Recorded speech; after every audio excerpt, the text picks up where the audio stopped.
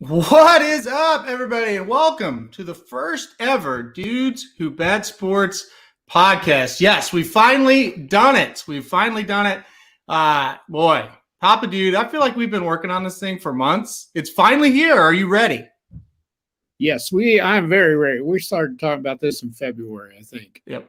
And, we finally have gotten to it. I've been working all summer on these things. And, well, I say work. It's not work. This is fun. And I can't wait to get going. This is a blast. Yeah. We've been looking forward to this for a long, long time. And he's not kidding. We've been kind of thinking about this since the winter. Anybody that's ever kind of built a website, launched a website, it takes a while to get it going. But here we are. We're ready. Before we get into it, we don't have that opening video ready. That's why I use that that generic, I should say, video.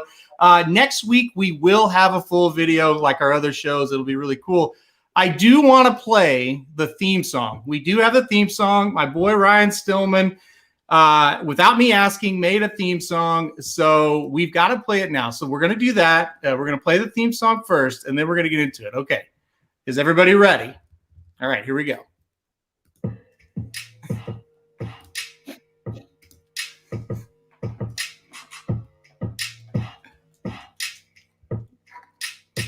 So you want to bet sports, but you need some advice on how to cash in big at a heck of a price. Well, if you want to know money to line your shorts, then you're in the right place. This is Dudes Who Bet Sports. Dudes Who Bet Sports, it's your favorite show. Dudes Who Bet Sports, where degenerates go.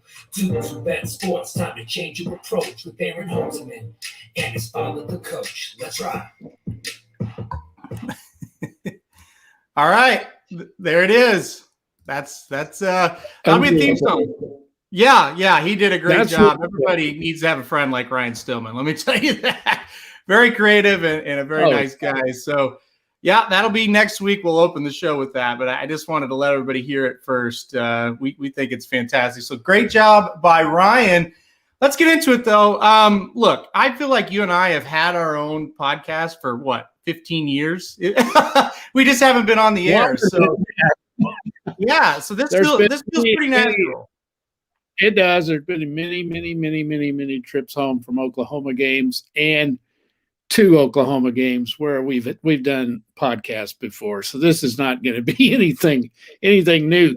And we're breaking it right in our favorite time of the year for sports, and that's college football, I think, and pro football too. So this isn't hard for either one of us. No, it's not hard. It's not new. We've been going to OU football games. We're season ticket holders since 2000. And I think we've missed 2 games since 2000 of OU. And also, Aaron, we're 5 hours away from. Well, you're 4 now because you're in Joplin, but I'm a little farther away. These are 5 hour trips we make too. So you could say we're pretty much They definitely are not short trips. Very, very long trips to Norman. But yeah, that's how much we love college football in Oklahoma. You can see his background there. A lot of OU stuff. Obviously, we're rocking our OU shirts. It's the first one, so we had to let everybody know who we're pulling for. But we are not biased fans, so don't think that this is going to be a home run. No. If anything, we're more negative, right? Yeah, I think this first show we're gonna. Well, we'll see how it goes, but I think we'll be a little bit negative. I really do. Yeah, I do too. All right, let's get going. You wanted to do something. You wanted to shout out a certain player, and I'm gonna let you do that first. And I've got one as well. So you go ahead and shout out somebody that you were really impressed by last week. Well, I didn't watch a lot of the Olympics. I watched some. And I just want to give a shout out to Kevin Durant, who is arguably the best player in the NBA right now. And before I get into this, I don't mean to knock players in the NBA that didn't go to the Olympics. That's not what this is about. But Kevin Durant did not have to go to the Olympics. He could have opted out of that real easy. He's coming off an injury. He could have easily said, "Hey, I don't want to go to this," and nobody would have said a word, I don't think. But he went, and I did watch a little bit of the basketball, and I'm telling you right now, we would not have come home with a gold medal had he not been on that team. And he gets a lot of flack sometimes, especially from around here, from Oklahoma City Thunder fans, and I never did join in on that. But I just wanted to give a shout out to him because he did not have to do that, and he played his ass off. And I'm very impressed with somebody like that. I really am. Yeah, and that's no knock on the other guys that didn't go. I'm not, I get that completely. Yeah, so I think you're right. He has a very bad rap around here, and he probably deserves a lot of that. But at the same time, he definitely went over and played as hard as he could. We were pretty bad early on in that thing, and we ended up winning a gold. And like I said, it's 100% because of him, because he carried that team. So he does deserve a ton of credit. You said you were going to say something about Kevin Durant. I think it would be wrong of us not to mention. So I'll take Bobby Bowden. Unfortunately passed away at the age of 91 last week. One of the legendary coaches in college football history. And, you know a lot more about the history of college football than I do. But one thing I do know, Florida State was not a great program until Bobby Bowden got there. He turned that into a legendary program when he was there. And can you, just kind of speak on that from your, a retired coach and how hard it is to win year after year like that. Bobby Bowden, one of the best of all time. He really is. I'm always impressed by coaches that go to places that don't have that rich tradition and build something out of it. To me, that's the hardest job there is. You take a guy like Nick Saban, who is a great coach. Don't get me wrong, but my God, a lot of people can win at Alabama. Now, what Nick Saban's doing at Alabama is unbelievable. But Bowden had been at West Virginia for several years and took the Florida State job. And they weren't even in a conference; they were an independent. And so he went in there, and he started playing a schedule much like Notre Dame plays. They would play anybody. And they started recruiting better, and they started beating some of these people a little bit. And I'll never forget, OU played them in the Orange Bowl in 1980. And he went to Florida State in 76. So it took him that long to build up to get to the Orange Bowl. And to get to the Orange Bowl as an independent was pretty hard. And anyway, those were back in the days before the playoffs and all this crap we have today. But anyway, so he gets to the Orange Bowl, and OU rolled them. They beat them 24-0 or something like that. But the very next year they had to play them again. And so they went out and played them again. And this time OU had to do some Sooner magic. They were down 17-10, and they drove down the field and scored to make 17-16. They went for 2 and won at 18-17. But that shows you the improvement that Bowden had made. And another statistic, I looked this up today, from 1987. Now, they joined the ACC in 1982. So shortly after that, to join the ACC. And between 1987 and 2000, they never failed to finish in the top 5. That is unbelievable. Yeah. To finish in the top 5 every year between 1987 and 2000. That's an incredible statistic. So, I always thought Bobby was a little bit full of crap, but after he got out of college, here's another thing about him. He didn't get on shows and brag about his coaching and all of that. He just kind of lived a quiet life. If somebody wanted to interview him, they did. Yeah. He never moved from Tallahassee, stayed there forever. And he's a great man. He really is. So, we lost a good one there.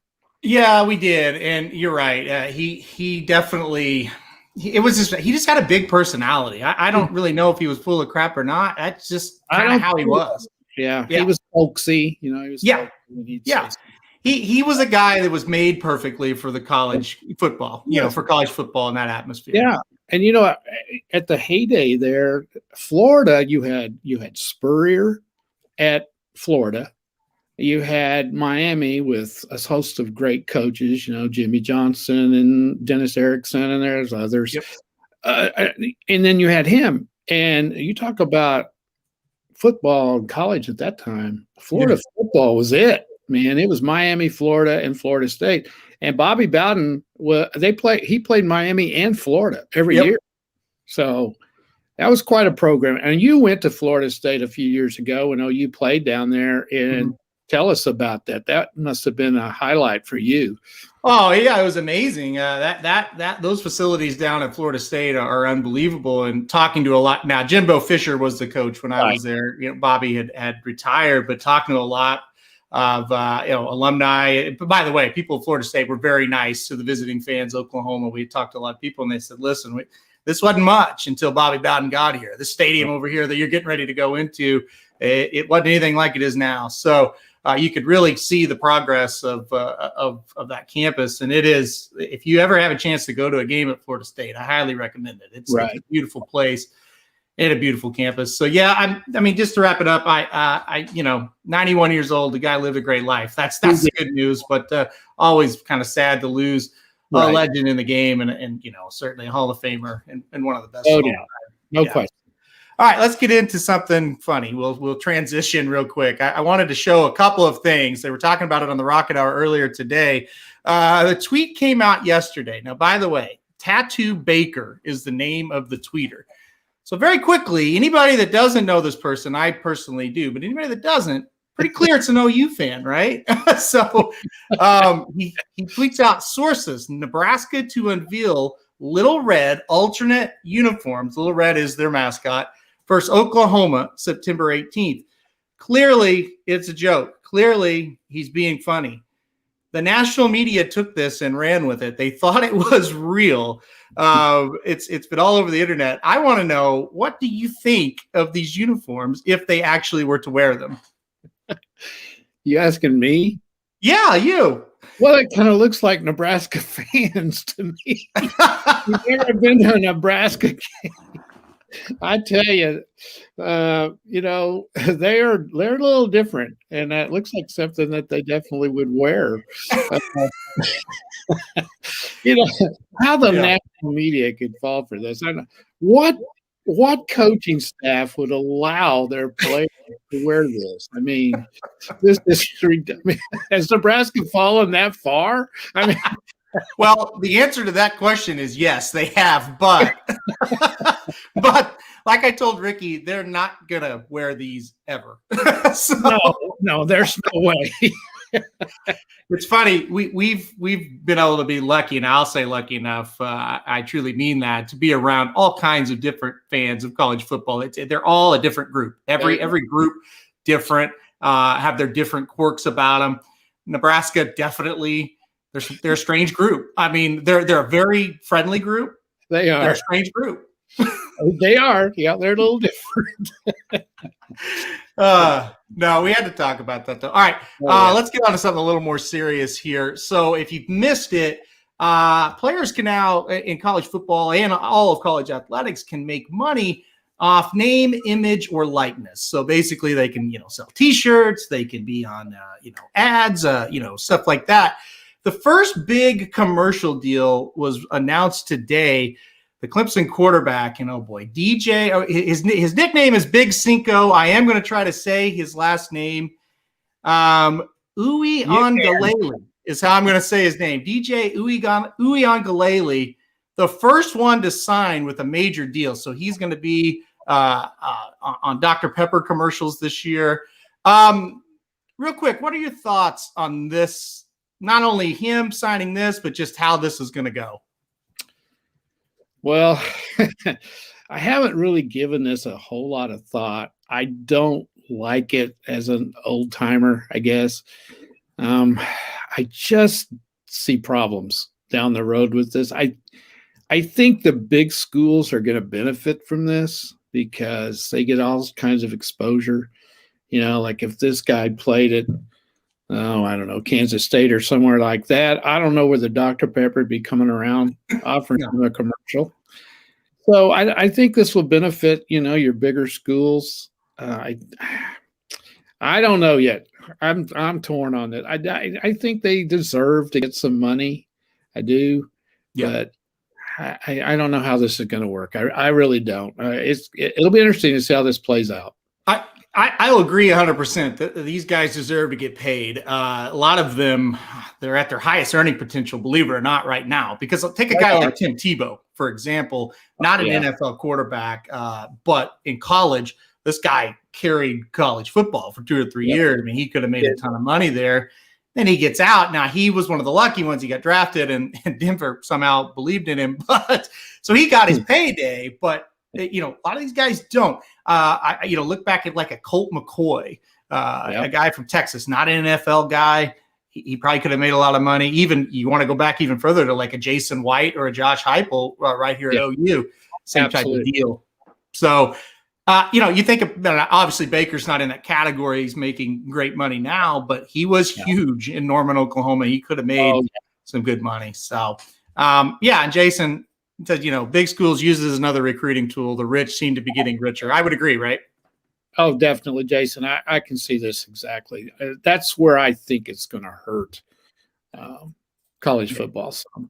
Yeah, and maybe all athletics in general. It might. Yeah, but it's here and it's here to stay. So we'll just leave it at that. Well, all right. One other thing, real quick. Some of the minor sports might get something out of this. We were talking the other day. OU softball's big down in OU, nowhere else. There's some place in the College World Series where some of those girls might benefit off of this a little bit, whereas they never make any money at this sport anyway. So I think women's athletics is something that people really aren't thinking about or talking about with this. But I want you guys, everybody, to think of something. The guys, the big stars and the guys, there's huge opportunities once they graduate. Right. The women's side of it, they're not there. And college softball is definitely one example for sure. Where there's no earning potential. Even girls basketball. They're the definition of student athlete. Yeah, they work their things off too, but they're doing it for the love of the game. They really are. They're not going to make any money off of it. And so anyway, I think maybe they may benefit a little bit more from this, but like these other guys are going to too. But that's a benefit to them for sure. On the scale of we have nothing and now we have something, where these guys, we already have something and now we can build on it, where the girls or the women, however you want to phrase that, they literally have no earning opportunity for the most part when they get out. So it is good news for them. I'm happy for that. I just real quick, before we get into conference realignment, I wanted to put the website up on the site. Here it is, like a great new website for us. You've done a great job. You've got college football previews out this week and into next week. And if you're an NFL fan, don't worry. They're coming next after we get all the college ones out. The NFL will come next. We did those later because they start a little later. So we felt like we needed to get the college ones out first. I know tomorrow the rest of the Big Ten comes out. On Friday, the Big 12 will come out. This weekend, the SEC will come out. And then the Pac-12 and kind of some of the smaller ones after that. So, it's got to be exciting. Again, this is another thing we've worked on forever. And I know you came over to the house Monday, and it was just exciting to know it's going to be up and we're ready to go with it, right? Oh, no doubt about it. I've been waiting for this. This is kind of a dream come true for me. It's something I've always wanted to do. And this is it's not work. This is fun for me. So it really is. And it may turn into work. Now, trying to figure out how to put it on the computer's work. If you could just use your typewriter and send it to me, then I put it on that would be perfect, right? Well, no doubt about it. I'll just text it to you or something. I don't know. Right. Yeah. Well, but I'm getting there. Unfortunately, not going to work that way. No. So, we'll get there. Oh man! All right, let's get into what the subject of the show today is going to be. By the way, before I do, I should lay it out. These first 3 weeks of shows are all previews of the season as a whole. Once the season gets going, this show will change to analyzing games, giving you picks for games, much like a blinkers off style that you've watched on the racing side of it. We'll cover 3 or 4 of the biggest games, and then we'll give our lock of the week, our long shot of the week, the game we're looking most excited for. So very game intensive once the season starts. Right now, baseball is the only thing going on. We don't care about baseball. We're not going to lie to you and say we're analyzing baseball. We're not. So we're going to do previews of the football season these first 3 weeks. And then also during the season, we'll have 2 shows, a Thursday show covering what's coming up, and then a Monday show recapping what we've seen that week, plus giving our picks for the Monday night football game as well. So a little bit of both. So look forward to that. 2 shows. coming up at you once the season starts. But these first 3 weeks are previews. So to start off this one, we really wanted to talk about conference realignment and what is happening in college football right now. We've wanted to talk about this for 3 or 4 weeks, and the site wasn't really ready, and we thought we can't really do it till the site's ready. But here it is. We'll kick it off with this. We're OU fans. We've made no bones about that. We're also realistic fans. But I feel like conference realignment and Texas and OU to the SEC is a really good subject for us to start on because we followed it and we really know a lot about it. So to kick it off, this came together. It felt like in a week, once we heard it and then they were going. Give us kind of your initial thoughts once you heard that Texas and OU were heading to the SEC.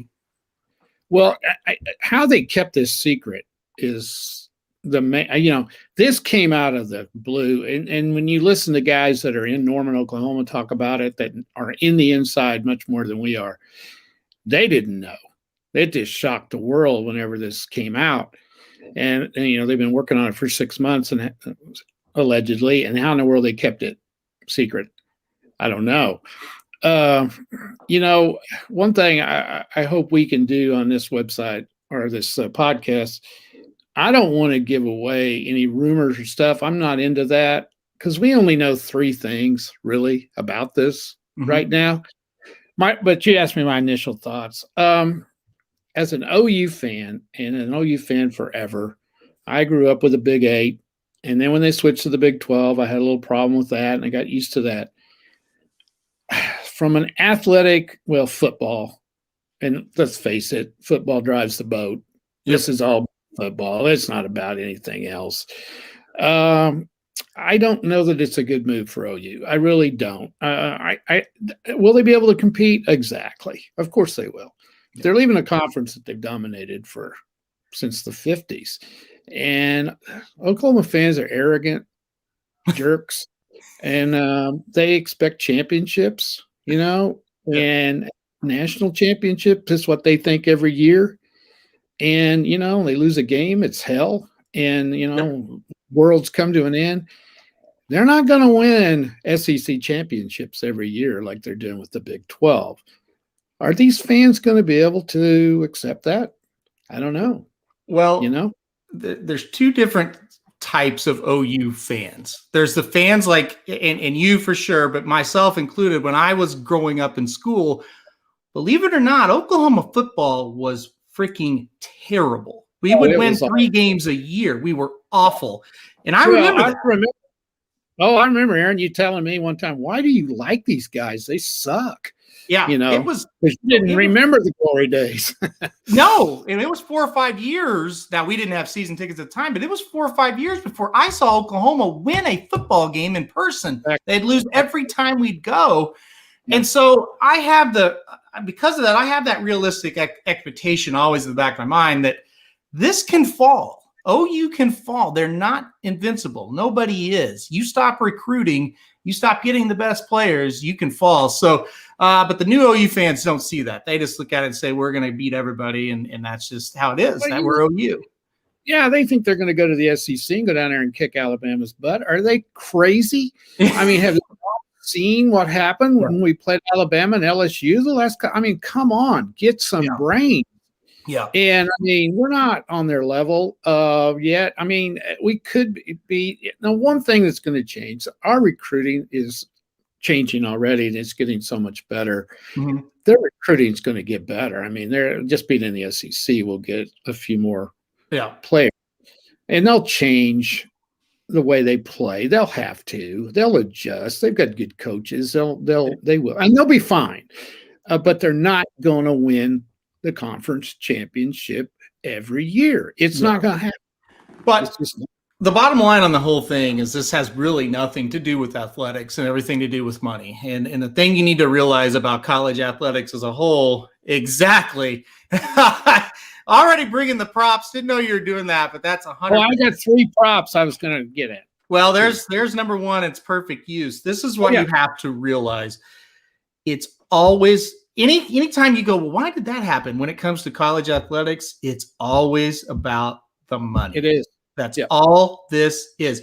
is. OU and Texas have a huge national brand, and that's very important. And I'll talk about it a little bit later as well. National brand. They bring in the money. They bring in the whether it's television viewers, merchandise sales. Nationally, these are two of the biggest schools in the country when it comes to athletics. OU and Texas are going to lose out on $20 million a year if they don't make this move to the SEC. And that's what it's all about. And they can't say no to it, especially at a time where money's a little more tight than usual. You think back to all last year, they couldn't sell tickets, 20,000 people in the stands instead of 80. It was a rough year. OU, I know, you're thinking they've got plenty of money. They probably do. But you know what? Right now, they could not say no to that $20 million. And the rest of the Big 12, while are very respectable in athletics, they don't have that national appeal from the money standpoint. No, they don't in football. And that's what drives the boat. It's just that simple. There's three things we know about this that aren't rumors. Okay, Three things. All right, three reasons why this happens. This is number one. And notice how big I have that written. Mm-hmm. Okay, this is number two. The conference is unstable. Yep. Because it is, but notice how small that is.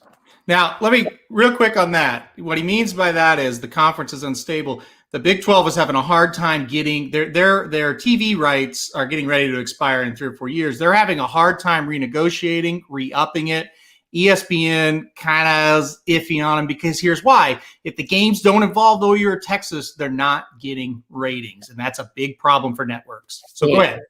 Yeah. And then of course, our administration, and I'm not knocking them, they have to say something that all schools say, and it's this one, and I don't think I can get that all on there because I wrote it so small, because it doesn't freaking matter, because they say it's good for our athletes and student body. They have to say that. Well, that's just BS. It doesn't have anything to do with them. I will say that. I don't think they're wrong, okay? OU's replacing teams like Iowa State and Kansas and TCU, home games with teams, like LSU, Arkansas, Texas A&M, Alabama. The games are going to be better. I don't think they're wrong, but that's not why they did it. No, it's money. And, these other Big 12 schools are throwing a fit.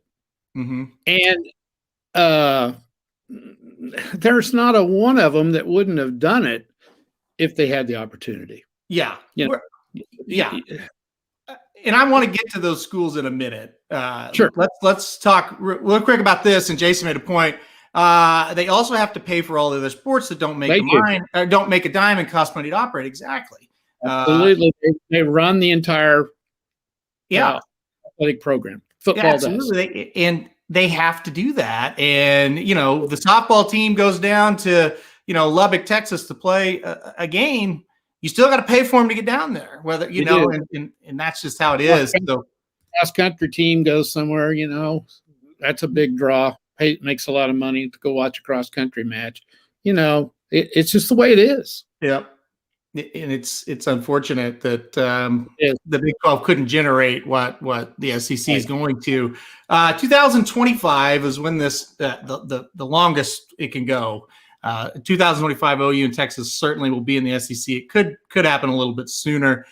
Let's talk about it from the Texas side for a second, because OU, and again, it's all about football. That's why this is happening. OU obviously is very stable in football, right? They're one of the favorites to win the national championship this year. They've been in the playoff. No, they haven't had a lot of success, as in zero success in the playoff, but they're there. They've had good teams. They've been close a couple times. Let's talk it from the Texas side. And this, I think, is the worst part of it for OU. Texas is getting out-recruited by little brother Texas A&M. With Texas now on level ground in the SEC as far as recruiting goes, I think this helped Texas a lot getting back into it. What are your thoughts from the Texas side of it? Oh, I don't think there's any doubt. A&M's been kicking their rear end since they went into the SEC, probably. Yep. It's really going to help Texas. Now they've got a ways to go to get back to where they need to be. But it's going to help them a lot. I wish and this is again speaking from an OU fan of forever. I wish there was some way OU could have done this without having Texas as their partner in this, but there was just no way it was going to be done. I'll say this about Oklahoma State, no love lost there for us OU fans, but I do feel a little bit sorry for them because their program in football right now is better than Texas. Yep. It is. But no one in the nationally cares. They just don't care. So you had to team up with Texas. But to answer your question, yes. And the thing is, Texas is going to have to get better. Mm-hmm. They're going to have to because they're right now. You look at them. I don't know. They're 5th or 6th maybe in the ACC or SEC, 5th or 6th. Yep. OU's probably 2nd or 3rd, I think. Mm-hmm.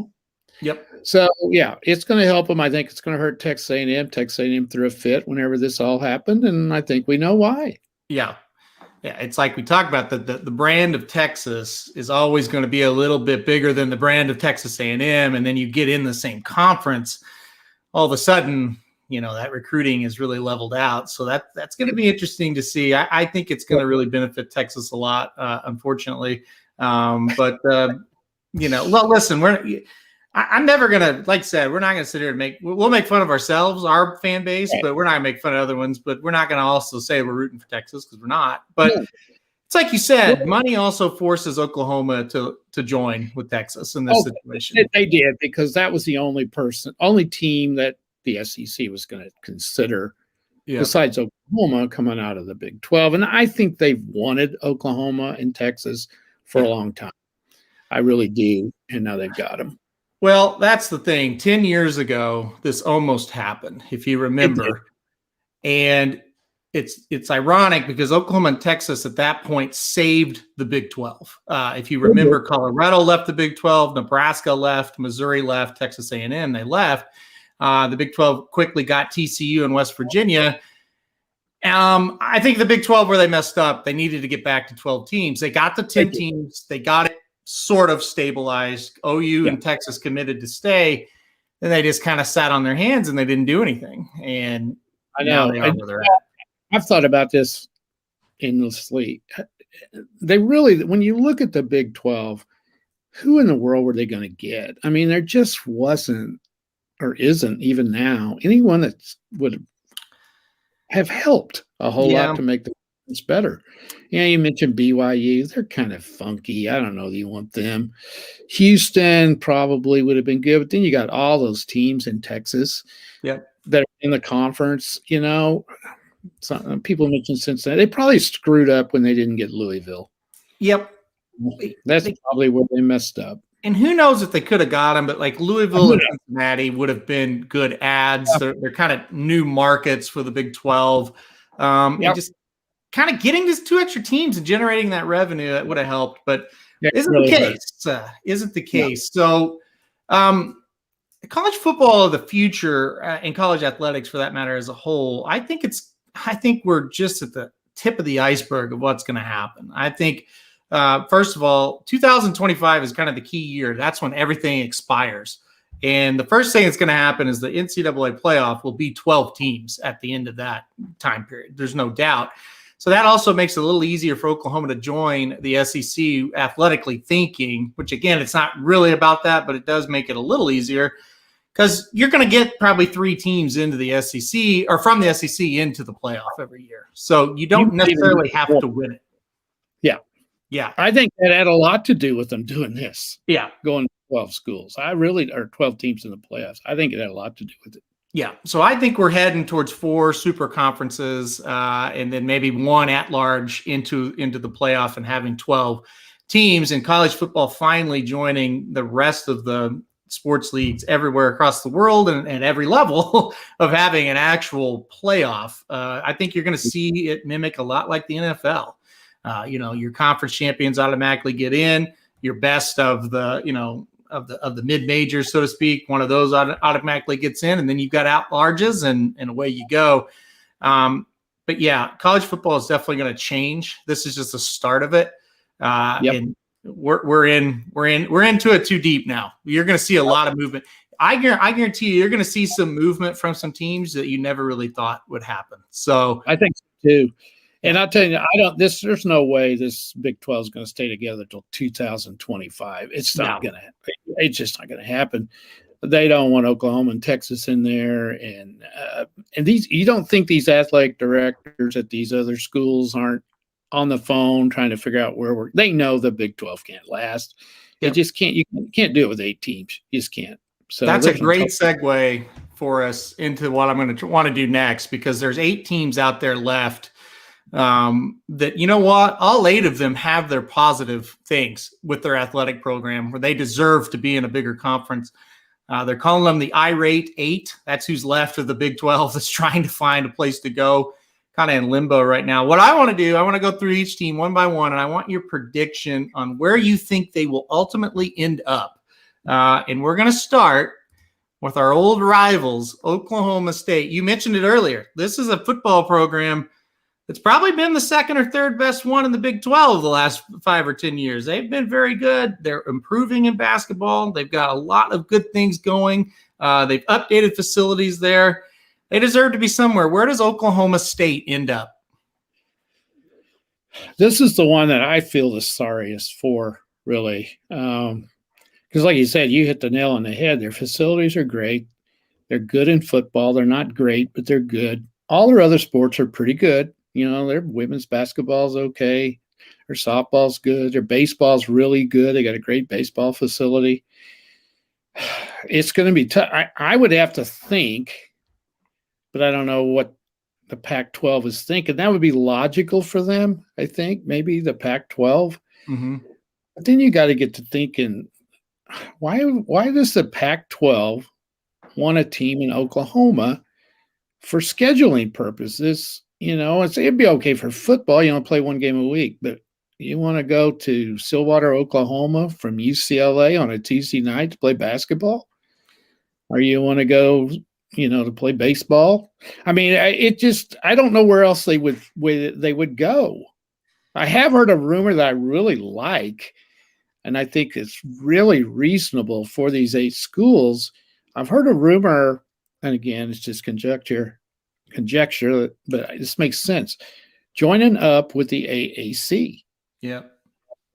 And that would be a pretty good fit. I mean, you're talking schools like Cincinnati, Tulsa, Central Florida. They're all pretty good. But if you're asking me to answer the question, I would say Pac-12. What do you think? So here's the deal. I think logically that makes sense. What does Oklahoma State offer the Pac-12 in terms of revenue? I don't think it's that much. No. And here's another thing, and we don't think about this much because all we're thinking about sports. They're not academically the same as UCLA, USC, Stanford. No. Those are big-time academic schools, which makes a difference to those college presidents. Yeah. So, well, I don't know. Where else would they go? I think Oklahoma State, and this is unbelievable to say, I think they're going to the AAC because they just don't fit anywhere. I hate that. They don't deserve to be in that. Hopefully they make that AAC a big time conference somehow, but I don't think they're going to the Pac-12, and I don't think they're going to the Big Ten. So you know that AAC is so split up. They're everywhere. Yeah. Geographically. Yeah. But they could form a division with, you know, Tulsa and SMU and Houston and Memphis. And you're right. That would make sense. It would make sense geographically. It makes sense what they bring, because Oklahoma State all of a sudden brings a lot to a conference like that. Oh, yeah, but Oklahoma State fans don't want to hear that. No. And I don't blame them. Don't blame them one bit. No. Nope. If you're irate, if you're an Oklahoma State fan, you're irate, you're upset, you're nervous. I get it. All right, let's go to Baylor. Whoa. This one's interesting because I think Baylor has one of the best athletic programs in the country. No doubt. I really do. They won the national championship in basketball. Baylor has nowhere to go at the moment. No. Where in the hell? What's going to happen with Baylor? Well, I think that would have to be AAC there too, you know, if that expanded. Again, geographically is such a problem. I could see them getting totally left out. But you're right. Their athletic program is great. Yeah. Their girls basketball is good. Their baseball and softball are good. Their football's not awful. They've been pretty good. When Art Browse was down there doing his thing, they were the top of the Big 12 at that I like time. how you skated through that, doing his thing. Well, I was going to say something, but it wouldn't have been that good. Anyway, private. but they may be I don't know. They're one of the top athletic programs in the Big 12. Yeah. So do you see them Pac-12? Do you see them, or what do you think? I think they're another. It's an AAC, and I do want to clarify something because Dodge 5 family makes a very good point. Well, about the Big 12 and what they should do. He said the Pac-12 will not offer Big 12 members. That's kind of his prediction. That's not fact, but that is the prediction that I've heard as well. I'm not saying you're wrong. You might be right. Big 12's best move is to invite 4 programs. They do not want to collapse because that would hand ESPN, SEC, Oklahoma, Texas a ton of money. Agree. So I'll clarify this. When I say AAC, I'm saying either let's do this. They're either going to go to the AAC or the Big 12 is going to kind of absorb some AAC teams and try to stay level. So the 3 options will be, or 2 options, I guess. Go to a different conference. It's a big conference, or go to a smaller one / combine. And so I think Baylor is going to be there right there with Oklahoma State. Unfortunately, that's a good comment. Let's move on. The only thing I would add to that is if it does turn in, and we don't know what's going on behind the scenes, into 4 16-team conferences, if that happens, then the Pac-12 is going to have to look at an Oklahoma State. We'll see. I think they are. Because the Pac-12 could also do like BYU, Boise State. They could. Yeah. The problem is, this is not me mouthing like these schools. BYU and Boise, maybe not Boise as much across the board, but BYU offers about as much as these other schools, if not more, with left. They do. And that's, again, Boise, it's about money. It's not about how good you are in athletics. It's about money, your following, your national appeal. BYU's up there. I'm sorry. Real quick before we get to Kansas, Kevin O says, for academics, Big 12 would take KU, Iowa State. I think they'd take Missouri or Colorado if willing. I don't think those 2 are moving. But let's talk about Kansas. I had them up next. I think Big 10 for Kansas. I agree with Kevin on that. What do you think for Kansas? That's logical for them. I didn't know this until this all broke down, but Kansas academic programs are good, which fit into the Big 10. They have the Big 10 thinks they're pretty cool when it comes to academics. So I think it's logical. Kansas is going to go somewhere because of their basketball. Football, what a joke. I mean, God, who would want that? They couldn't compete in Missouri Valley Conference, probably. Yeah. So anyway, but that's not that. I think they're Big 10. If the Big 10 wants another team, that's just it.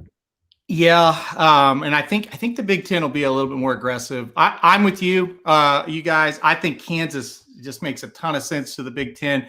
I'll go ahead and throw up Iowa State next, since Kevin mentioned Iowa State, and I'm agreeing with Kevin again here. I think Iowa State makes a lot of sense to the Big 10.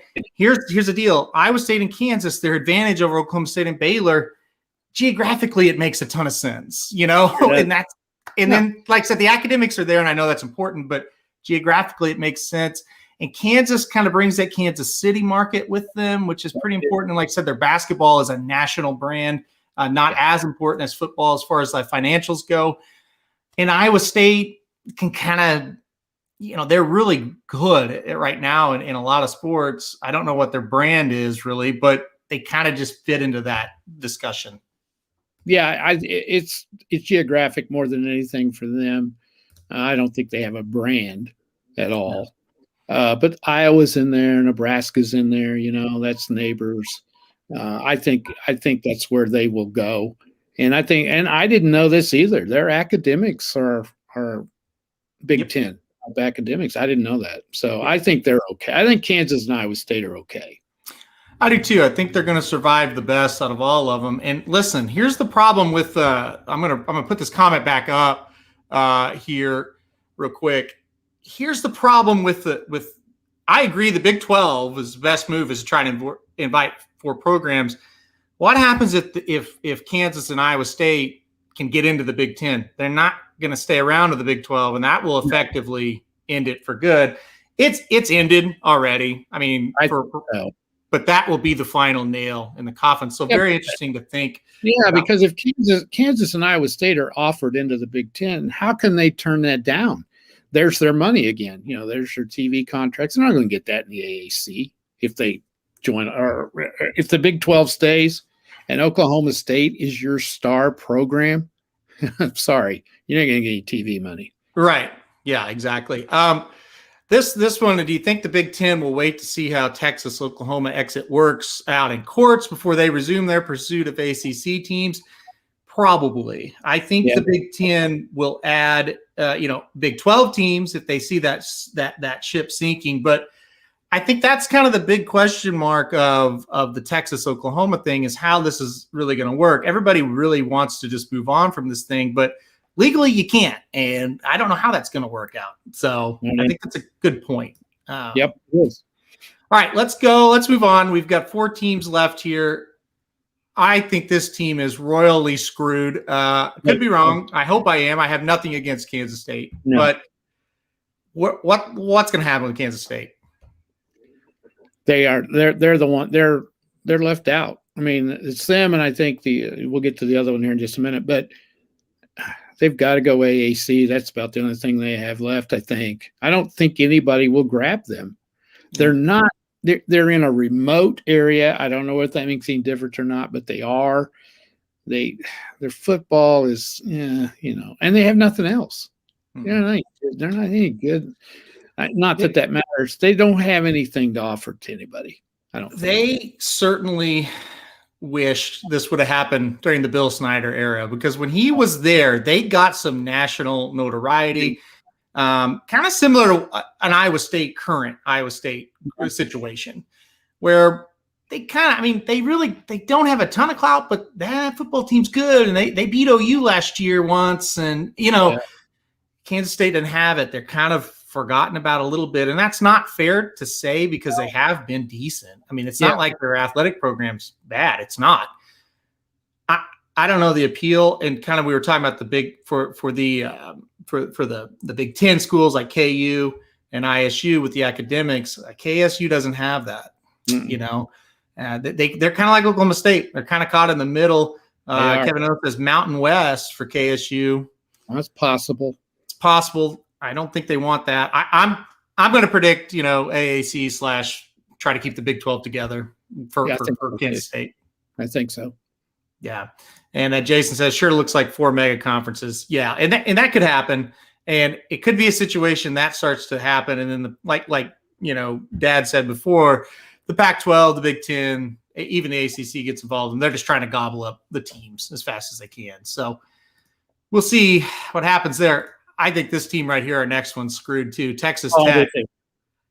I don't know what they offer. They're identical to Kansas State. Yep. I mean, they're out in a remote area. There's no TV people.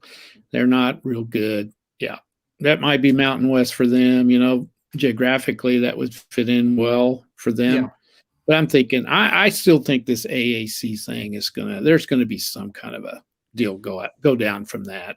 You could instead of the 4 power conferences, it could be 5, and the AAC / Big 12 is kind of, they form their own thing, and then a couple of Central Florida might go to the SEC or ACC, and a couple of their schools will move, and it just kind of shuffles like that. And again, when we say, I don't know what they offer, we're not saying, it's a bad school or they're awful all the time.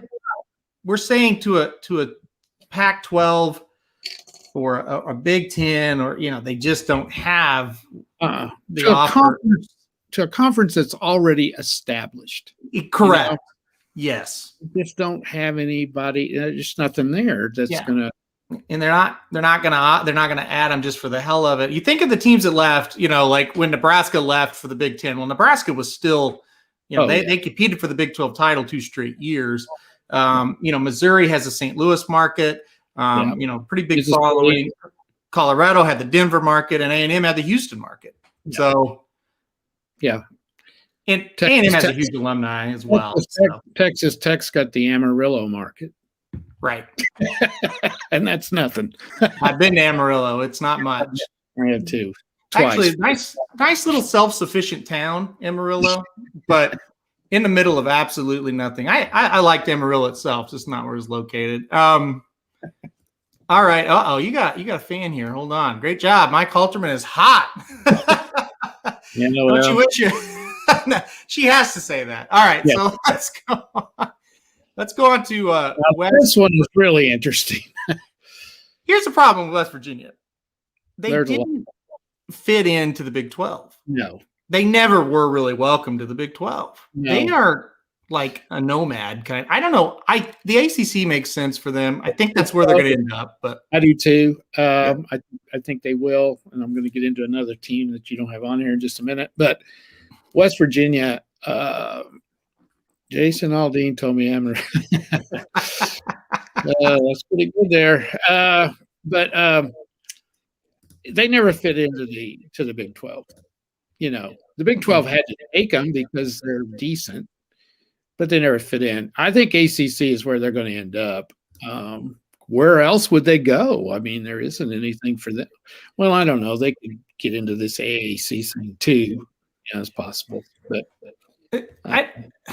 either one, they could. Yeah, I don't know. They're just an odd. They're an odd spot. As we're going through this, did you ever get the idea this was a pretty shitty conference? Yes. I've been saying, listen, here's the other aspect of something we didn't even talk about. I'm going to go into it real quick. As an OU season ticket holder for a long time now, the games suck. And they've sucked for a while. But guess what? Used to, you couldn't get an OU ticket for under like $200. Now you can get them for like $10 because people aren't excited to go see these teams in the Big 12. And by the way, the one team we would be excited to see, Texas, we play on a neutral field. They don't come to our home stadium. So it sucks. Yeah, so, yeah, I mean, I'm excited for the SEC for not any other reason, just finding an opponent to be excited about. All right. Final one. TCU, another one. I think it's got AAC. Oh boy, TCU, you're going back home to the AAC or the Mountain West, one of the two. You everywhere. This is a program that was pretty darn good when they got to the Big 12, and they were good for a couple of years once they got there. They kind of went down in everything. I'm not a big TCU. I think they might just belong in a smaller conference. I think you're right, and they will do well. They're still formidable in football, nothing else. They just don't have a national following. You know, it's just they kind of get lost in Texas, is what I think. And I think AAC for them. I just don't see them going anywhere. Who wants them? I don't know who would want them either. Well, they bring the Dallas area, but God, there's so many things in Dallas. It's not TCU. Yeah. And Dodge 5 family said ACC would only invite West Virginia in an extreme case. Would be more reactive mood if the conference lost teams. Perfect segue into why the Big 12 offered TCU. They panicked. It was the easiest thing. They knew they would say yes, and they got them. What they found out is they didn't bring a lot to the table as far as generating revenue. And then their athletic programs weren't quite there yet. You know, it's the same reason. So West Virginia, the ACC could be possible because the ACC could very well lose teams. That's the other aspect of this. These teams that are in these other conferences may end up jumping and moving, and then it gets really wild. So see what happens. There's so many things that could happen. Yeah. One quick thing. I know we're about done, but we're leaving out the big one in the whole thing, and that's Notre Dame. Because if it happens to where you get the super conferences, Notre Dame is in the ACC in every sport but football and hockey. I looked that up today. Mm-hmm. They play in the ACC and everything else. If you go to these conferences, it's almost going to force Notre Dame to join a conference because I just don't see the ACC allowing them to play everything else, and then they don't play football in the ACC. Yep. For money reasons more than anything else. So I think Notre Dame's is kind of the wild card in this whole thing. Yep. And unless the ACC would say, okay, you can, like you were saying the other day, you can come into our conference and keep your TV contract exclusively for you. Yep. They might do, because you're talking about a top banana. There is a drawing card right there. I guarantee you one of the conferences are going to let them do that, because Notre Dame, whether it's been 100 years since they've won a national title or not, it's still a really, really, really big deal. Notre Dame is. There's Notre Dame Irish fans all over the world. Right. So, if Notre Dame doesn't go to the ACC, if they decide to join a conference and they don't go to the ACC, you talk about a bunch of jerks. Mm-hmm. That would be terrible if they didn't join the ACC after the ACC let them play football in their conference last year so they could have a schedule. Yep. So they would have to go there, I would think, if they joined the conference. I agree. And I think that's probably where they end up. And yeah, you're right. That's a big domino out there to fall. And that'll definitely shift things. But Notre Dame, I know Notre Dame, when they came to Norman, and we've been going for 20 years now, that was the biggest, game there was. It was. And they were good. They were good. Well, they were number one in the country, so that helped. But still, yeah. How many years in advance had we looked forward to that game? Because we knew long in advance, because the schedule's made out years in advance. Hey, Notre Dame is coming to Norman, and that was a huge deal. Yep, and that kind of wraps into the whole thing we've kind of been talking about. It doesn't in college athletics. Sometimes it doesn't really matter how good or bad those big brands are.